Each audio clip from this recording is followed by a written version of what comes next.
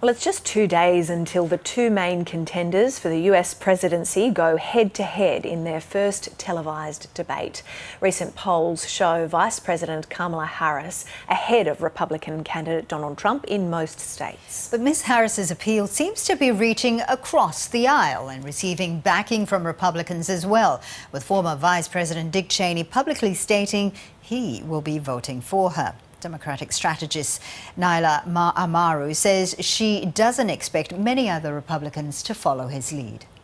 Most Republican leaders remain very much aligned with the party's current base, which is very influenced by Trump, by his populism and by his, more conservative social values. So I don't think it's necessarily very likely. However, that's not to say that a few centrist or more establishment Republicans who are already disillusioned with the current base and the direction that the party is going into might consider making their support for Kamala Harris public as an indication of their unhappiness with the current state of the Republican Party. Right.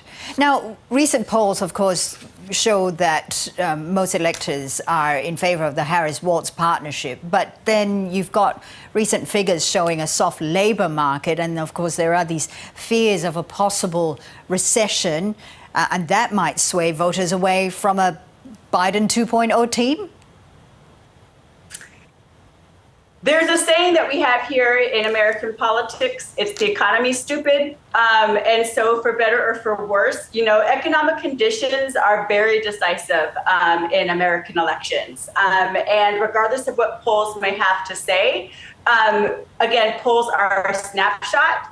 But a struggling labor market combined with fears of inflation or recession can absolutely make voters more cautious about sticking with an administration that they feel is representative of a lack of an economic recovery. And so those economic indicators here in America, such as employment, wage growth, inflation, they can be ammunition for the Republican Party, if they make the case successfully that the Biden-Harris team and now the Harris-Walz team are the ones responsible for the lack of an economic recovery. Okay, well, this poor economic recovery is coming under President Biden's watch. I want to look at Harris's campaign slogan, which is a new way forward. Is that an indication that the Biden way was ineffective? Not necessarily. I think that the economy is cyclical, right? And sometimes, depending on whether you're Republican or Democrat, you're on the winning side when the economy is up, and on the losing side when the economy is down. So I think that phrase in particular, a new way forward, is really an attempt to carve out Kamala Harris's own identity and her own vision.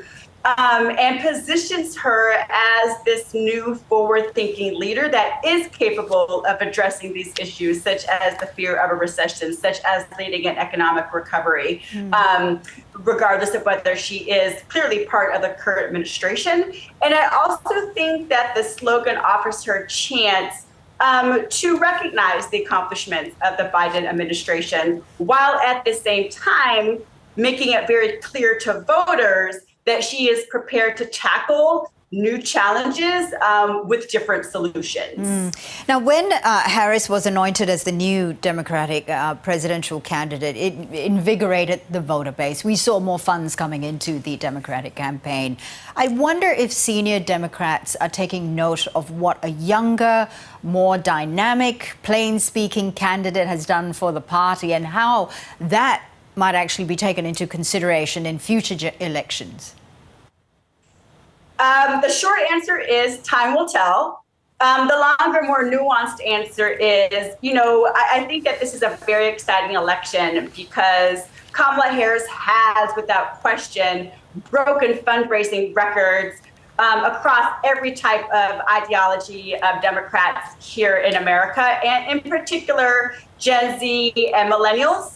And so I think that there's an opportunity here for the Democratic Party to revisit what are the issues that really drive and excite the younger voter base to the polls? And also, what is the type of candidate that speaks to that younger voter, that speaks to the Gen Zs, that speaks to the younger millennials? Because this is, fun fact, the first election where both Gen Zs and millennials will make the biggest voting block if we show up to vote, right? Of course, we have our 65, our seniors that show up consistently time and time again, which are concerned about different issues. So I think that this election will be very telling in terms of, will the two generations that make up the biggest voting bloc in fact turn out to vote and show their political muscle? And if they do, then politicians, the Democratic Party, will absolutely pay attention to what those issues are that interest that voting base and the type of candidates that speak to them.